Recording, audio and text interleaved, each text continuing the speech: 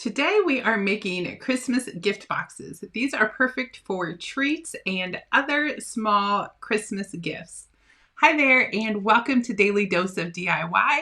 We are on day 9 of our Christmas craft kickoff event, which means you can get all 3 of these SVGs that I made for you for free for the next 24 hours by going to dailydoseofdiy.com/Christmas22. Scroll down to day 9, fill in your first name and email address, click send my SVGs, and I'll email them to you right away. You'll also have the option of upgrading to the Instant Access Pass, which will give you instant access to all 14 of our projects, plus 30 SVG files and printable PDF instructions. So be sure to take a look at that deal. Let's head over and take a look at all the supplies we're going to need to make these adorable gift boxes. So to make these gift boxes, you are going to need 12 by 12 cardstock, 2 sheets of each color to do the top and the base. You can choose whichever colors you'd like. I'm using 65-pound cardstock, so you want that as a minimum. You'll also either want vellum paper, which is a little like frosty, or you can use clear acetate if you want them to see in the box. I'll make you one of each so you can see what it looks like. And of course, if you don't have either one of these, tissue paper will work. And finally, you're going to want some tacky glue so that it goes together well, your Cricut machine and tools. Let's head on over into Design Space now and take a look at these SVGs. Going to go to the left and click Upload. I already have them in Design Space. See, the file I want is behind my head, so I'm going to click on that and add to Canvas. Now there are a few things you need to know once you bring it into Design Space. I'm going to, on the bottom, just reduce the size of the screen so we can see what we're doing. The first thing I'm going to do is go to the top menu over here and click Ungroup. This will ungroup it.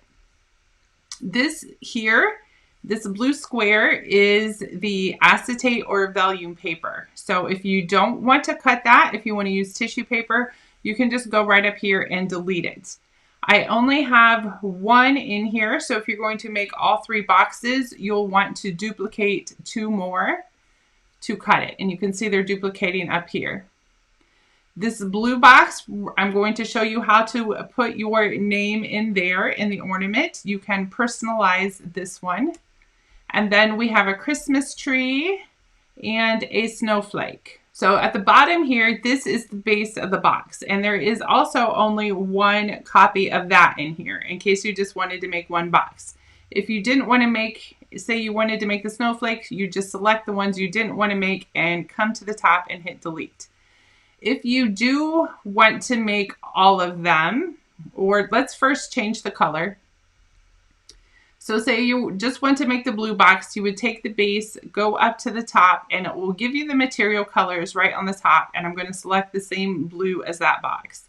And if you are making all 3, you would just, like you did with the acetate layer, duplicate, and then change that one to red so your base matches the top. And then duplicate again and change that one to the green. I'm making all of them, so that's what I'm going to do. Let me clear off the screen so it's not so busy, and I will come back and show you how to do the name. Okay, I got some stuff moved off to the side so we can see what we're doing. I also forgot to mention I pre-added perforations here for you, so you don't need to change any lines to score. You don't even need a perforation tool. That's already taken care of for you. So to put your name in here, I'm going to go to the left and click Text. And then I'm just going to type out my name. Let me drag it down here and put it in the middle of those 2 little lines in the middle of the ornament. I also want to change the font. So to change the font, you go to the top menu, click the down arrow, and then it defaults to Cricut fonts. So if you have Cricut Access, you get to use any of those. You can also use your own system fonts, which I'm going to do. So I'm going to click on to System, and I know the font I want has Christmas in the name. There it is. It's called Christmas Circle. You want to choose, let me zoom this back in, a nice kind of chunky font. You don't want to get the super thin stuff or it might tear when you cut. Then you want to resize the name so that the top letters touch this top bar and the bottom letters touch the bottom bar, so it stays there after when we cut it. Otherwise, it'll just fall out and disappear. You can then select, once they're both touching, select both the name and the ornament. And if you come to the top, you can click, I don't know why I always hit arrange, but you want to click align, and then you want to center horizontally, and that will get your name centered. Now they're both still selected. We want to weld them together. I have gotten the new Cricut update. If you have not gotten yours yet, you'll see weld on the bottom menu here, but under the new update, you have to find combined to weld. So we can click combine weld. Combine unite will also do the same thing. So I'm going to weld this and we'll see the name turn blue and it all becomes one continuous shape. So our name will stay in there. Takes it a few seconds. There is one flaw with this. You will notice the perforation lines I put in disappear after you weld. So for the blue one, you can either use a ruler or something like your scraper tool to help you fold the lines and get them straight, or you can add score lines in Design Space. To add the score lines, go over to the left and select Shapes. The very first one will be a line. Just position that over where the score line should go. There's one down each side. Drag it out a little longer so it goes to the end. Put one on each side and one on top and bottom, and then you'll select everything and click attach. Load your score tool into your Cricut and it will score the lines for you. Now we're ready to click the Make It button. There's nothing you need to do on the matte screen. Everything should be good. We don't need to mirror or do anything like that. So just click continue. If you have a Cricut Explorer, set your dial to cardstock. On my Maker or the Maker machines, you can browse all materials and choose cardstock. I already have mine favorited. So I'm going to select that and we'll head over and get these all cut out.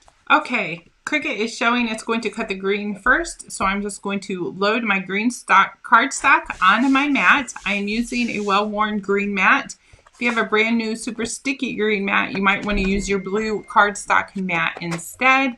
Once it's lined up, insert it into your Cricut and press the go button. Once all of these are cut, we will come back and get them put together.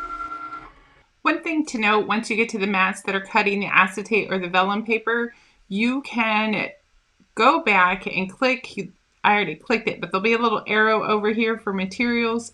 So you can click on that. If you have an Explorer, turn your dial to custom, and then you'll see this browse all materials. And then you just type in vellum and acetate are both in here. I'm on my vellum layer.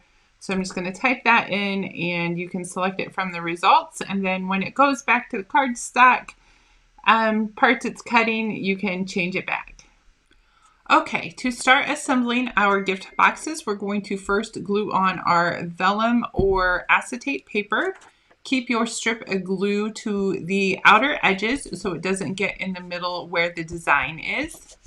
Once your glue has dried, fold all along all the perforation lines to the inside. Next, add glue to the inside of the tabs and then glue them to the sides. That is the top of the box and that is done in vellum. To put the bottom together, it's much the same way. Fold all the perforated lines to the inside, glue the tabs, and then attach the tabs to the sides.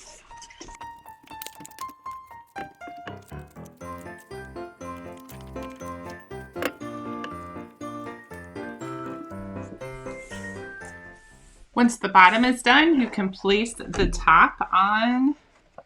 It will slide right on.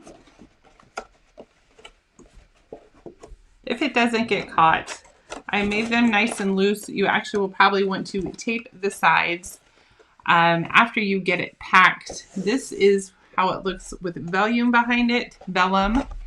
And this is the clear acetate so you can see inside. These boxes are perfect for a packing full of goodies, all the favorite Christmas treats you've made this holiday season. You can even put small items in there like small shirts, socks, or other fun gifts that you want to give this year. Thank you so much for joining me on day 9 of our Christmas craft kickoff event. Don't forget to get these SVGs I made for you at dailydoseofdiy.com/Christmas22. Stay tuned for tomorrow's craft, day 10. We'll be making shaker cards. See you then. God bless.